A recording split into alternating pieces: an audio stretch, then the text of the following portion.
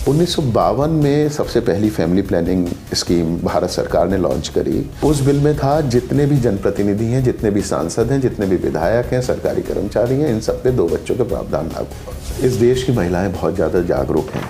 हर राजनीतिक दल women empowerment की बात करता है। एक आदिवासी महिला ने भी किसी ने हमसे ये नहीं कहा कि हम ज़्यादा बच्चे पैदा करना चाहते हैं। जीवन जीने के लिए 3 चीज़ों की आवश्यकता होती है: शुद्ध जल, शुद्ध वायु, शुद्ध भोजन। तीनों चीज़ें आर्टिकल 21 कॉन्स्टिट्यूशन के हिसाब से, राइट टू लाइफ के हिसाब से आप हमें प्रोवाइड नहीं कर पा रहे। जिम्मेदार कौन है भाई? आप ट्रिपल तलाक लेकर आ रहे हो, बिल लाए उस पे वुमेन एम्पावरमेंट के लिए ना। आप पूरे देश की 50% महिलाओं को एम्पावर करने के लिए आप क्या कर रहे हैं? सिर्फ बातें।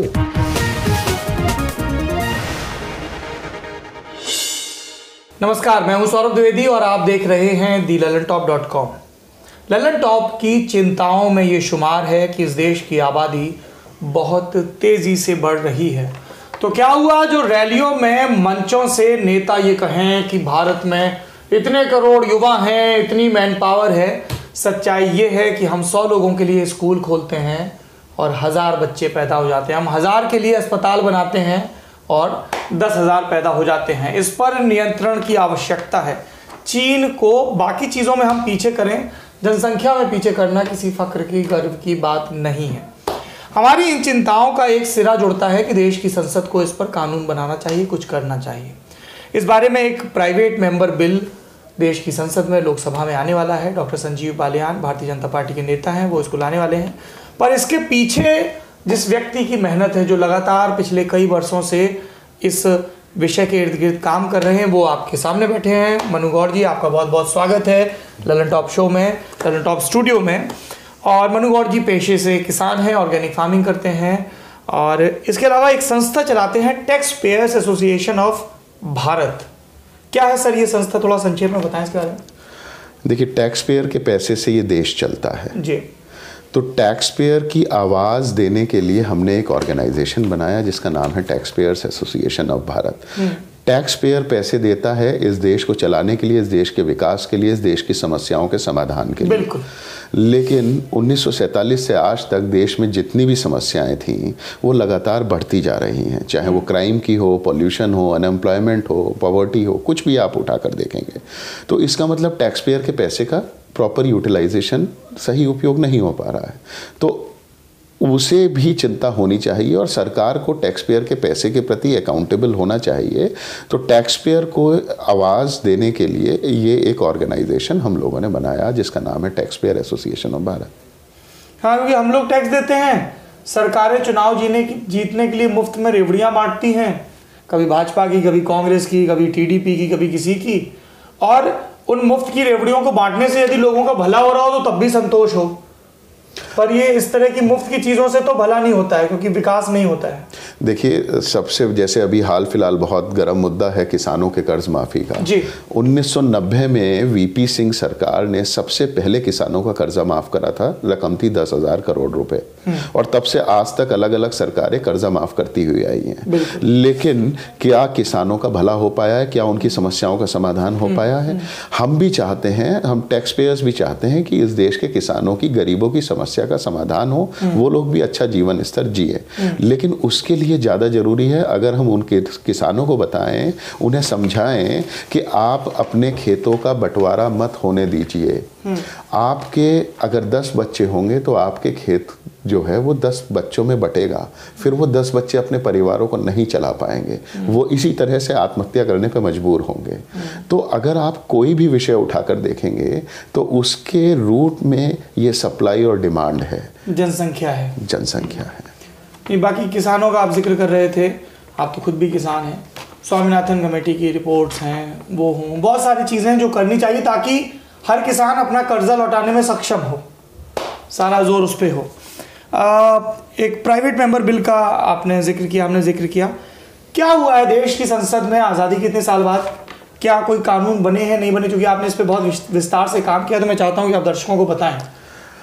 देखिए, इस देश में सबसे विचित्र बात यह है कि भारत दुनिया का वो पहला देश है जिसने ऑफिशियल फैमिली प्लानिंग स्कीम 1992 में लॉन्च करी थी। तब प्रधानमंत्री थे पंडित जवाहरलाल 1952 में। ओह सॉरी 1952 में लॉन्च करी थी। तो जो देश सबसे पहली फैमिली प्लानिंग स्कीम लॉन्च करता है वो आज दुनिया का सबसे पॉपुलस कंट्री हो चुका है। ये कितने विडंबना की बात है। सबसे पॉपुलस चीन से पीछे हैं अभी आगे हैं? हम 100% चीन से पीछे हैं। सरकारी आंकड़े इसी चीज़ को बताते हैं। चीन से पीछे हैं? चीन से आगे हैं। चीन हमारे से पीछे है आबादी में। आप ये कह रहे हैं कि आबादी में हम चीन से आगे निकल चुके हैं? हम आगे निकल। सरकार तो ये बोलती है कि अभी हम 136 करोड़ हैं और चीन इतना 140 145 है, तो 2026 या 28 में क्रॉस करेंगे। फिर आपके इस दावे का आधार? देखिए, हमने एक आरटीआई लगाई, एक बड़ी स्कीम चल रही है आधार कार्ड की जी। तो हमने एक आरटीआई लगाई यूएआईडी में जी। और हमने पूछा कि अभी तक कुल कितने आधार कार्ड बने हैं। उन्होंने उत्तर में हमें बताया कि हमारी वेबसाइट पे सारी डिटेल्स मेंशन है। हमने कहा कोई आधार कार्ड क्या डुप्लीकेट बना है? उन्होंने उस चीज़ का जवाब देने से मना कर दिया कि ये जानकारी हमारे पास नहीं है। हमने उसमें पूछा कि क्या ये जितने भी आधार कार्ड बने हैं अभी भारत में ये सब इंसानों के ही हैं, किसी जानवर का तो नहीं है? तो उन्होंने कहा नहीं, इस चीज़ की भी हमारे पास कोई जानकारी नहीं है। हम आधार कार्ड की वेबसाइट पे गए, हमने पाया कि करीबन 123 करोड़ आधार कार्ड आज तक बन चुके हैं। अच्छा। और आधार कार्ड की वेबसाइट पर उन्होंने उसे एज वाइज डिवाइड किया हुआ है, 0 से 5 वर्ष के, 5 से 18 और 18 से अबव। तो जब आप पूरी कैलकुलेशंस को देखेंगे, उसका पूरा एनालिसिस करेंगे, तो आप पाएंगे कि 123 करोड़ आधार कार्ड बन चुके हैं, करीबन 10% आधार कार्ड और बनने बाकी हैं। करीबन कितने ही 7-8 स्टेट्स ऐसे हैं जहां पर आधार कार्ड हम ओवर अचीव कर चुके हैं। जैसे दिल्ली 120% ओवर अचीव, जो टारगेटेड पॉपुलेशन थी, जो आधार ने बताया कि भारत की 2018 की जनसंख्या करीबन 133 करोड़ समथिंग होगी जी। तो उस प्रोजेक्टेड पॉपुलेशन के अगेंस्ट में इतने आधार कार्ड बनेंगे, वो सारा टारगेट हम ओवर अचीव कर चुके हैं कई स्टेट्स में, कई एज ग्रुप्स में। तो उसका पूरा एनालिसिस करके हमने पूरी एक रिपोर्ट तैयार करी, कई जगह वो पब्लिश भी हुई है, हमने सारे सांसदों को भी भेजी और उसके हिसाब से पता लगता है कि भारत की जनसंख्या अगर हम बिना घुसपैठियों को गिने लगाएं तो वो जनसंख्या कम से कम 141 करोड़ है। Okay, interesting. आप 1952 में पंडित नेहरू वाले तो 1952 में सबसे पहली फैमिली प्लानिंग स्कीम भारत सरकार ने लॉन्च करी। उसके बाद 1974 में स्टेरिलाइजेशन प्रोग्राम भारत सरकार ने, संजय गांधी इंदिरा गांधी के समय कांग्रेस की सरकार थी। उसके बाद 1992 में पार्लियामेंट में, राज्यसभा में 79th कॉन्स्टिट्यूशन अमेंडमेंट बिल आया और वो भी सब 2 बच्चों के प्रावधान पर ही था, जिसमें पीवी नरसिम्हा राव की सरकार ये लेके आई। पीवी नरसिम्हा राव की सरकार, उस समय स्वास्थ्य मंत्री थे माखनलाल फोतेदार। तो वो ये बिल लेकर आए, लेकिन अफसोस इस बिल पे इसलिए चर्चा नहीं हो सकी क्योंकि 6 दिसंबर को जब बाबरी मस्जिद गिराई गई तो ML फोतेदार ने उस चीज़ की जिम्मेदारी लेते हुए, उस चीज़ की जिम्मेदारी लेने के लिए जब तत्कालीन प्रधानमंत्री से कहा और उन्होंने नहीं ली, तो उन्होंने कांग्रेस और मंत्रिपरिषद से इस्तीफा दे दिया और 18 दिसंबर को वो बिल टेबल हुआ। 1992 को वो राज्यसभा में टेबल हुआ बिल। तो इसलिए क्योंकि वो ML फोतेदार इस्तीफा दे चुके थे, तो सरकार अपने द्वारा लाई हुई बिल पे भी सरकार ने चर्चा नहीं कराई। क्या था उस बिल में, कुछ बता सकते? उस बिल में था जितने भी जनप्रतिनिधि हैं, जितने भी सांसद हैं, जितने भी विधायक हैं, सरकारी कर्मचारी हैं, इन सब पे 2 बच्चों के प्रावधान लागू। तो बढ़िया था, वहां से शुरुआत हो सकती थी। वहां से शुरुआत हो, सरकारी से हो, वहां से शुरुआत हो सकती थी। आज भी आप देखेंगे तो कई राज्यों के लोकल बॉडी इलेक्शंस में गवर्नमेंट जॉब्स में 2 बच्चों का प्रावधान लागू है। अभी पिछले साल मध्य प्रदेश में 2 जजेस को नौकरी से टर्मिनेट कर दिया गया क्योंकि उनके तीसरा बच्चा पैदा हुआ था। और अब ये इसके अलावा आपने बताया कि लगभग 35 प्राइवेट मेंबर बिल भी सदन में आए हैं। टोटल आज तक, आज़ादी के बाद से अब तक टोटल 35 प्राइवेट मेंबर बिल अलग अलग सांसदों के द्वारा जनसंख्या नियंत्रण के संबंध में लाए गए हैं संसद में। उसमें से सबसे ज़्यादा 15 सांसद कांग्रेस के हैं जिन्होंने ये प्राइवेट मेंबर बिल लेकर आए हैं। 8 सांसद भारतीय जनता पार्टी के हैं, RJD के एक सांसद हैं, TMC के एक हैं। तो ऐसे ऐसे अलग अलग एक उसमें कितने सांसद मौजूदा लोकसभा में हैं? मौजूदा लोकसभा में करीबन 8 सांसद मौजूद हैं जो पहले कभी ये प्राइवेट मेंबर बिल लाए हैं। जो पहले कभी ये प्राइवेट मेंबर बिल लाए। अच्छा।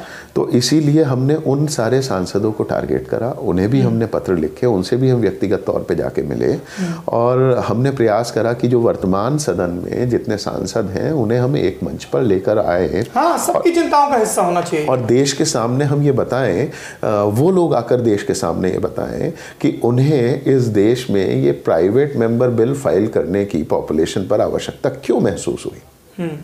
तो हमें बड़ा अच्छा लगा कि ऐसा आयोजन हम करने जा रहे हैं और बहुत सारे सांसदों ने उसमें अपनी सहमति जताई है।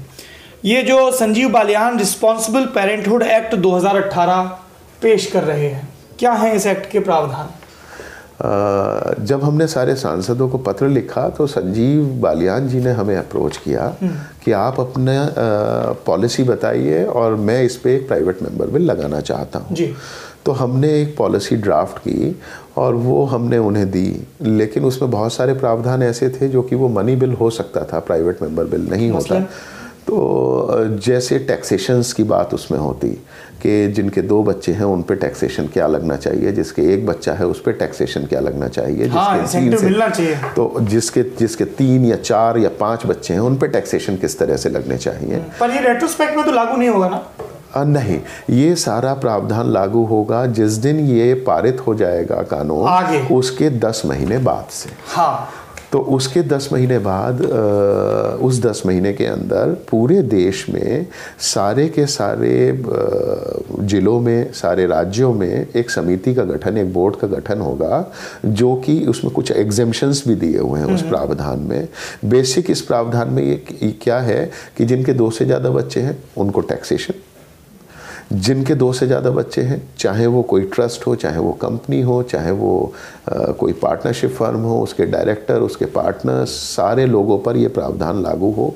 और किसी को भी गवर्नमेंट जॉब के लिए, लोकल बॉडी इलेक्शन के लिए या MLA MP के इलेक्शंस के लिए, किसी भी तरह के इलेक्शंस के लिए, किसी भी तरह की गवर्नमेंट NOCs के लिए, किसी भी तरह के नो ड्यूज के लिए, हर तरह के लिए 2 बच्चों का प्रावधान लागू हो।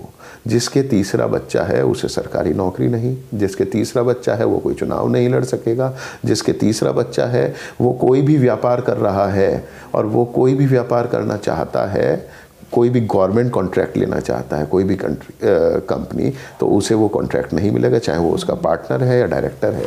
तो ऐसे बहुत सारे प्रावधान हैं, इसमें बहुत सारे एग्जेम्पशंस भी हैं कि किसी के मान लीजिए पहली बार में ही जुड़वा बच्चा पैदा हो गया या दूसरी बार में जुड़वा बच्चा पैदा हो गया तो क्या होगा। तब तो सही बात। या एक बच्चा जो है वो फिजिकली डिफरेंटली एबल्ड है तो उसके लिए क्या ऑप्शंस होंगे, या तलाक अगर हो गया है तो रीमैरिज के केसेस में क्या ऑप्शंस होंगे, इस तरीके के तो ये सारे प्रावधान उसमें। अच्छा, ये बताइए मनु जी कि ये जो चीन में पॉलिसी है उससे कितना सिमिलर है ये बिल? नहीं, चीन की पॉलिसी और हमारी पॉलिसी में बहुत डिफरेंस है जी। पहली चीज़ तो यह है कि हम 2 चाइल्ड नॉर्म की बात करते हैं, चीन 1 चाइल्ड पॉलिसी लेकर आया था। लेकिन सबसे अमेजिंग चीज़ क्या है कि चीन 1 चाइल्ड पॉलिसी आज से 38 साल पहले लेकर आया था। उस समय भारत की इकनॉमी और चीन की इकनॉमी समान थी। भारत की पर कैपिटा इनकम, चीन की पर कैपिटा इनकम समान थी। उस समय चीन हमसे रिसोर्सेज में, क्षेत्रफल में 3.25 गुना ज़्यादा बड़ा है। इसका मतलब उस दौरान हमारी इकनॉमी चीन की इकनॉमी से 3 गुना ज़्यादा मजबूत थी। जी। उसके बावजूद उसने, चीन ने पिछले 35 सालों में 35 साल का टारगेट लेकर 40 करोड़ बर्थ उन्हें कंट्रोल करने का टारगेट था। वो 40 करोड़ बर्थ उन्होंने 35 साल में कंट्रोल करी और उसके बाद अब वो 2 चाइल्ड नॉर्म पर आ गए, जिससे बहुत सारे बुद्धिजीवी ये भी बताते हैं कि चीन की 1 चाइल्ड पॉलिसी फेल हो गई है।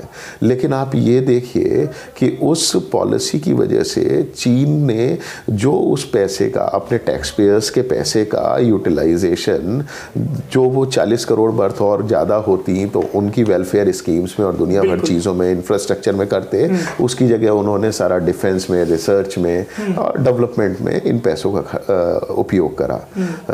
जबकि भारत क्या कर रहा है, वो आज शौचालय बना रहा है। और फिर भी हम कैसे तुलना कर सकते हैं चीन से, और चीन की इकनॉमी हमसे बहुत ज़्यादा है। हम लोग वैसे भी जैसे प्रधानमंत्री जी कहते हैं 5 ट्रिलियन इकनॉमी की तरफ भारत बढ़ता जा रहा है, लेकिन किस इकनॉमी की तरफ बढ़ता जा रहा है, उसमें अमीरों की परसेंटेज कितनी है, गरीबों की कितनी है? जब इस देश में गरीबी रेखा निर्धारित हो सकती है तो अमीरी की रेखा निर्धारित क्यों नहीं हो सकती? तब होगा असली भला सरकार का, गरीबों का। और पैसे वालों पे तो खूब टैक्स लगाना चाहिए। बिल्कुल खूब पैसे वालों पे भी टैक्स लगे। अच्छा, ये सब तो देखिए हंसी मजाक बात हो गई। एक तो ये आपने समझा दिया चीन वाला मामला। दूसरा इसमें जो रिजर्वेशन होता है लोगों का वो ये है कि देश के जो गरीब लोग हैं, है ना, उनको हम मूलभूत स्वास्थ्य सेवाएं अभी तक नहीं दे पाए हैं। हर गांव में प्राथमिक स्वास्थ्य केंद्र नहीं है तो बुरी हालत में है। सरकारी जो तंत्र है हेल्थ का, उसकी स्थिति बड़ी खराब है। ऐसे में इस तरह का कोई रूल बन भी जाएगा तो गांव के लोगों के बीच जागरूकता, फिर उनको एनकरेज करना कि पुरुष नलबंदी करवाएं या नसबंदी हो महिलाओं की, ये सारी चीज़ें कैसे हो पाएंगी? ये मुमकिन कैसे है? देखिए, इस देश की महिलाएं बहुत ज़्यादा जागरूक हैं। हर राजनीतिक दल वुमेन एम्पावरमेंट की बात करता है। हमने क्या करा, हमने पूरे देश में एक सर्वे कराया, अपनी टीम्स भेजी, गांव में गरीब महिला भी और शहर की पढ़ी लिखी और यहाँ तक कि आदिवासी महिलाओं जी। और हमने उन परिवारों को देखा जिनके 5 से ज़्यादा बच्चे हैं। तो उन महिलाओं से हमने पूछा कि वो इतने बच्चे पैदा करने के बाद वो कैसा, उनका जीवन स्तर है, वो कैसा महसूस करते हैं। उन बच्चों से हमने पूछा कि इतने भाई बहनों में आपको कैसा लगता है, आपकी आवश्यकताओं की पूर्ति हो पाती है, नहीं हो पाती है? सब बच्चों के अपने सपने होते हैं। बड़े विचित्र बात यह है सौरभ जी कि एक आदिवासी महिला ने भी, किसी ने हमसे ये नहीं कहा कि हम ज़्यादा बच्चे पैदा करना चाहते हैं। ठीक है, बीतती तो महिला पर ही है ना। वो उसे ज्यादा बच्चे पैदा करने पड़ते हैं किस चीज के लिए? अपने पति, सास, ससुर, लड़का चाहिए के दबाव में। अब लड़का क्यों चाहिए? क्योंकि लड़का बुढ़ापे का सहारा होता है। वो बुढ़ापे का सहारा क्यों होता है? क्योंकि जितने डेवलप कंट्रीज हैं वहां पे बुढ़ापे में ध्यान सरकार रखती है। हाँ। हमारे यहाँ नहीं रख सकती। हमारे यहाँ कितनी आबादी का आप ध्यान रखेंगे? तो इसलिए उसे अपना लड़का चाहिए, बुढ़ापे का सहारा। अगर आप अपनी आबादी को कंट्रोल करोगे तो सारी चीज़ें मुमकिन है। हर महिला इतनी जागरूक है, और अब तो आयुष्मान भारत योजना आ गई है। जब पहली डिलीवरी के लिए गया, आप आधार कार्ड बना रहे हैं, आप आधार कार्ड से नहीं पता कर सकते कि इसके कितने बच्चे हैं, इसकी पहली डिलीवरी है या दूसरी डिलीवरी है? क्या आप उसी समय उसे जागरूक नहीं कर सकते? उसके पति को नहीं समझा सकते? इंसेंटिव दें, जागरूक करें। और जब हम सारे गांव में बिजली पहुंचा सकते हैं, सड़कें पहुंचा सकते हैं, शौचालय पहुंचा सकते हैं, गैस के चूल्हे पहुंचा सकते हैं, तो हम ये वाली स्वास्थ्य सुविधाएं जागरूकता के लिए क्यों नहीं पहुंचा सकते? बिल्कुल, ये तो आपकी दुरुस्त बात है, करना ही चाहिए। पर करते क्यों नहीं कोई पॉलिटिकल पार्टी? मतलब जब से वो संजय गांधी के दौर में नसबंदी बदनाम हुई, क्योंकि सख्ती हुई, ज़बरदस्ती हुआ, नंबर बनाने के लिए सबने किया, और उसके बाद वो चुनाव हार गए, तो उसके बाद से ऐसा लगता है कि सब राजनीतिक दल कहते हैं नहीं, इस टॉपिक को मत टच करो यार, बाकी सब ठीक है। जनसंख्या को लेकर कोई भी सख्त कानून क्यों नहीं आ रहा है? क्यों एक पार्टियां इसको अपना एजेंडा नहीं बना रही? उनको लगता है क्या पब्लिक नाराज हो जाएगी? बिल्कुल। एक्चुअली इस देश का नागरिक जो है वो जातियों में, धर्मों में, वो क्षेत्रों में बटा हुआ है, वो भाषाओं में बटा हुआ है। तो राजनीतिक दल हर पॉकेट को अपने वोट बैंक की तरह से देखते हैं। ये मुसलमान है, ये हमारा वोट बैंक है, ये हिंदू है, ये हमारा वोट बैंक है। उसमें ये अलग अलग रीजनल पार्टीज का अपना अलग अलग जगह प्रभुत्व है। तो वो अपने उस वोट बैंक को खोना नहीं चाहते, पहली चीज़। दूसरी चीज़ जो है, संजय गांधी ने जिस तरह का इस्तेमाल किया था, संजय गांधी ने उस दौरान 60 करोड़ बर्थ कंट्रोल करी, ये नसबंदियाँ कराई थी। 60 लाख नसबंदियाँ कराई थी संजय गांधी ने उस समय। आप सोचिए, वो सरासर गलत था। वो फोर्स नसबंदी कराना सरासर गलत था। 16 साल के 18 साल के बच्चों तक सरासर गलत था। लेकिन आप कल्पना करिए कि अगर वो 60 लाख नसबंदी उस समय नहीं हुई होती, वो किसी भी तरह से हुई, तो आज भारत की जनसंख्या क्या होती?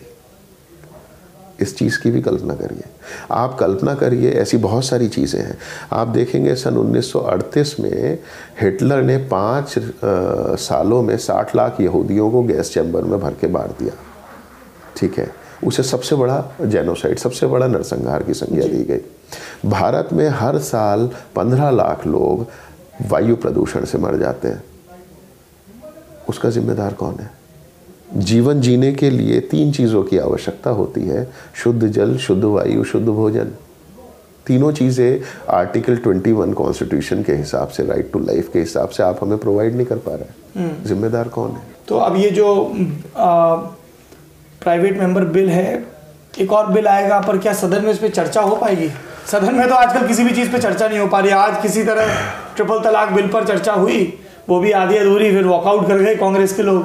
सौरभ जी, एक बड़ी अच्छी बात है। अगर हम देखें, आज़ाद भारत में पहली बार ऐसा हुआ था जब भ्रष्टाचार के खिलाफ 2014 में एक आंदोलन हुआ था, अन्ना हजारे ने 2011 जी, तब से शुरुआत हुआ था। तो पहली बार ऐसा हुआ था कि सरकार सड़कों पे आई थी। पहली बार जन दबाव के कारण वो एक पार्लियामेंट का स्पेशल सेशन बुलाया गया था जी। तो अगर जनता चाहे तो सब कुछ हो सकता है। अगर जनता चाहे तो इस बार चुनाव है 2019 में, वो अपने जनप्रतिनिधियों से पूछ सकती है, वो हस्ताक्षर करा सकती है, वो उनसे एफिडेविट ले सकती है कि हम तुम्हें वोट तब देंगे जब तुम इस बिल का समर्थन करोगे अगले सदन में, नहीं तो हम तुम्हें वोट नहीं देंगे। ये जनता के ऊपर है कि वो कैसा भारत चाहते हैं। सिर्फ अपने परिवार के लिए पैसा छोड़ के जाने से कुछ नहीं होगा, क्योंकि वो आपके बच्चे उस पैसे का उपयोग नहीं कर पाएंगे।